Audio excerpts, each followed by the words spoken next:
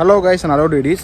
Royal Enfield பொறுத்த வரைக்கும் வண்டி வாங்கிட்டு கொஞ்சம் தூரம் ஒரு 500 to 1000 கிலோமீட்டர் ஓட்டுனதுக்கப்புறம் உங்களுக்கு வந்து வண்டி என்ஜின்லேருந்து டிக்கின்னு டேப்பட் நாய்ஸ் வரும். நிறைய பேர் இதை கேட்குறீங்க என்கிட்ட. இந்த டேப்பட் நாய்ஸ் அப்படின்றது பார்த்தீங்கன்னா ராயல் என்ஃபீல்டில் இப்போன்னு கிடையாது, அப்போத்துலேருந்து எல்லா டைப் பைக்ஸ்லையுமே இருக்குது. நாட் ஒன்லி கிளாசிக், மீட்டியர் அப்படின்றது இல்லாமல் தண்டர்பர்ட், அதுக்கு முன்னாடி இருந்த மாடல் சொல்லிட்டு எல்லாத்துலேயுமே இருக்குது. இதை சரி பண்ணாமல் விட்டால் ஒன்றும் பிரச்சனை கிடையாது. பட் நமக்கு என்ன இல்லைனா ஒரே பிரச்சனை, கொஞ்சம் இரிட்டேட் ஆகும். அது ஒன்று மட்டும் தான் நமக்கு பிரச்சனை. நம்ம ஒரிஜினல் என்ஜின் சவுண்டும் எக்ஸாஸ்ட் சவுண்டும் பெருசாக அது வந்து டாமினேட் பண்ணிடும். ஓகேங்களா? ஸோ இது மட்டும் தான் பிரச்சனை. பட் இது சரி பண்ண முடியாதான்னு கேட்டால் அப்படி கிடையாது, சரி பண்ண முடியும்.